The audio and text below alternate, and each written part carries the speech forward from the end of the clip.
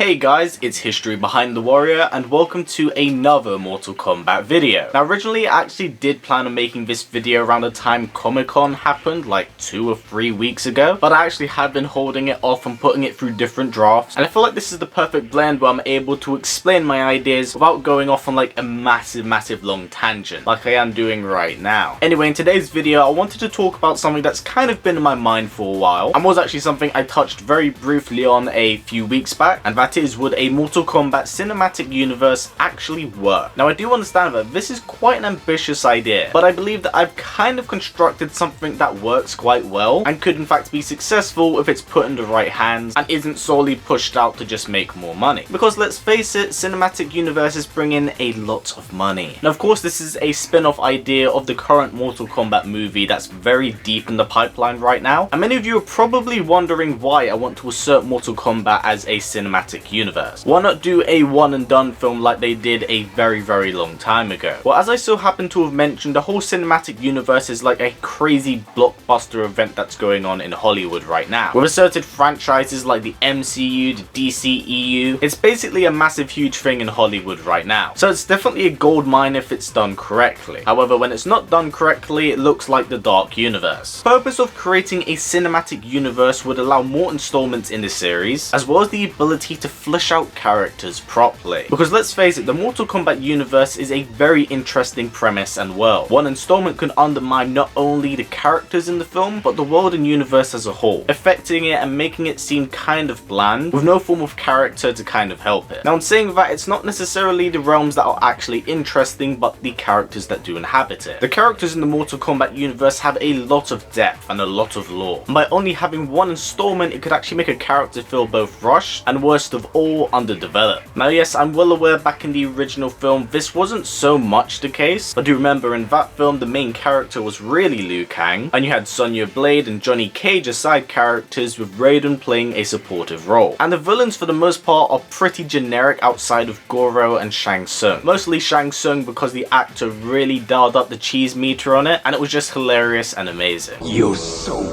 is mine. Now going back to what I said, if we were to create this cinematic universe, what would we have to take into account for it to be successful? Well, let's look at the MCU, the DCEU, and most importantly the Dark Universe. The perfect example of a cinematic universe fuck up. Now what really helped propel the MCU and the DCEU? They both started out extremely strong. With Marvel it was Iron Man, and with the DCEU it was the Man of Steel. Iron Man was highly praised, Man of Steel got mixed reviews but still made a lot of money. So we can see from both of these large titans that they did really start out strong, with films that help establish the character and most importantly the universe as a whole. Let's talk about the Dark Universe. How did they start it?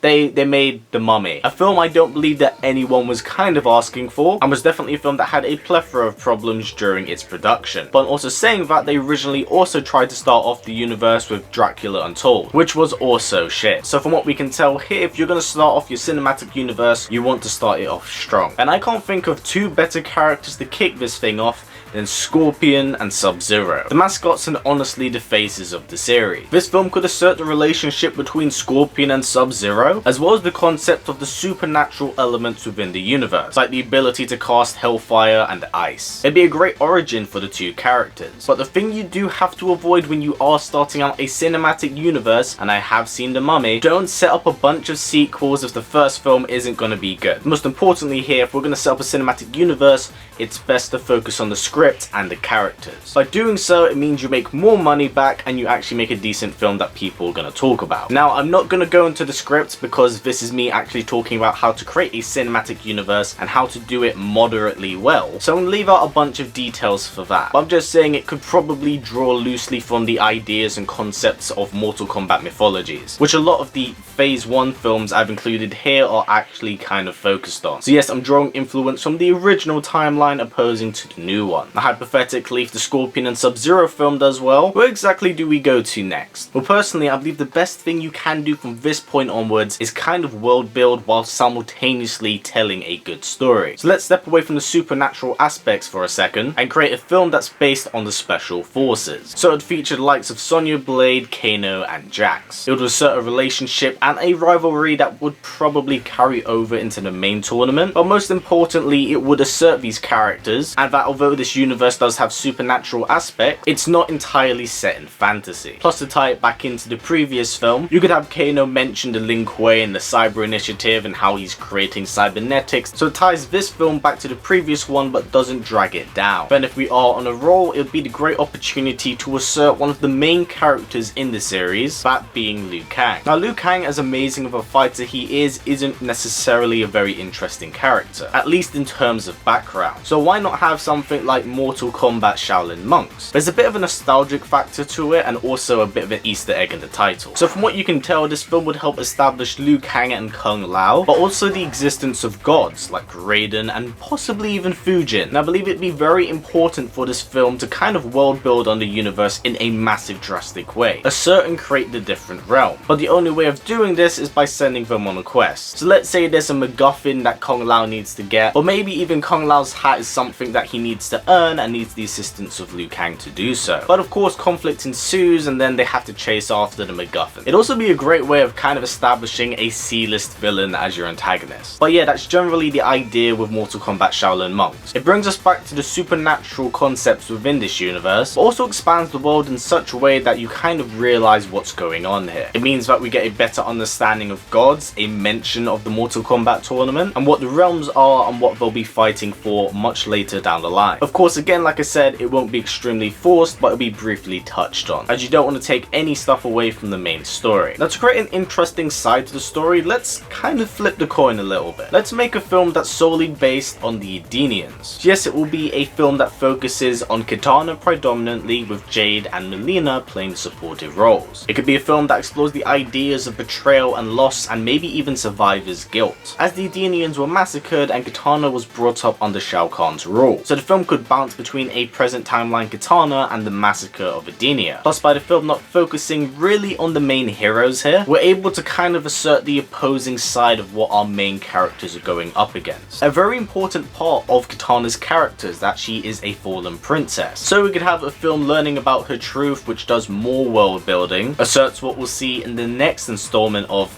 Phase 1 if it so happens to be successful, but most importantly, it would have her question her allegiance by the end of the film. Now, from what you can tell from each of these films, there's a lot of world building going on, but it's not an idea that's being put out there so that it's forced. It's something that serves the plot and expands on what we know. Now, after the Kitana Edenia film, we would be at a Mortal Kombat tournament film, where we would have the first appearance of Johnny Cage. No, I didn't forget about him, I've purposely left him out for this long, because Johnny Cage outside of a tournament is just an actor, and having a solo film on him being just an actor might be quite boring and a little bit too distant from the dark and grim tone we've kind of asserted from the first few films here. Plus, with the Kitana film we've seen from before, we'll have some cameos from other characters, and in this film they'll be fleshed out a little bit more. Not as actual characters, but just opposing villains that the main characters do have to go up against, as we are going to stick it to the more traditional style of a Mortal Kombat tournament before, I don't know, it all falls apart like the intro for Mortal Kombat Shaolin Monks, which is pretty damn cool if that were the case. And my final thing that would sum up this phase 1 of films is that have your main villain be Shang Tsung. If you put out Shao Kahn as your main villain straight away, then you've blown out an entire story arc. And if we've learned anything from the MCU with Thanos, is that by cooking up a villain and building him up means you can get something truly special. So Shang Tsung would be a great choice for this. Now, that for the most part kind of sums up the whole phase 1 of films. Whether or not an actual film universe like this would actually work, it's just something we would have to wait and see, because many film universes have attempted to copy the MCU formula and they haven't been quite as successful. Still doing well, but still aren't doing fantastic. Now, would a film universe like this actually work? Yes, it could, but this could be applied to many other different universes. What I mean by this is that if you have the right passion, director, actors, basically if you have complete backing by the studio to make something like this, any film franchise could work out very well. Plus, the idea of a film cinematic universe could be kind of interesting and refreshing for video game films, because let's face it, they get quite a bit of negative reception. So with a cinematic universe, the game doesn't have to be so deeply tied into its gaming origins, but I can use it as a form of source material to kind of expand on. Not saying that I want anything like the realism of Mortal Kombat Rebirth or the weird fluctuating quality of Mortal Kombat Legacy. But yeah guys, that's actually kind of it for this video. I hope you enjoyed it. It's something that's quite new. I've had it on my mind for quite some time. I don't know if I'll be overall happy with how this turns out, because originally this was going to be very long and I was going to write out scripts and blah blah blah blah blah, but I decided that I wanted to solely focus on whether or not a cinematic universe like this could work. And of course I've kind of made a diagram for it, so I believe something like this could work if it had the right backing and right people behind it. But then again, this idea could be applied to any film in general. But with Mortal Kombat X selling millions and the universe being so rich, it feels like they're kind of sitting on a gold mine of potential here. So I would like to see something like this come to fruition, but only if it's done well and doesn't feel like a cash grab of what the franchise is. But yeah, that more or less wraps up the video, guys. Now if you were to create a Mortal Kombat cinematic universe, how would you do it? Or would you rather see another fighting game series get its own cinematic universe? I'm interested what everyone has to say. Anyway guys, that's it for now. Thank you for watching. Now before this video wraps up, let's try getting it to about 500 likes. It's a great way of helping out this channel since YouTube's ad system is broken as hell. So by giving it a thumbs up, it helps out a ton. And if you want to go the extra step, we also have a Patreon set up, and the link for it will be down in the description below. Anyway guys, as always, please comment, like, subscribe, and share this video with everyone you know. Please take care, and I'll see you all next time.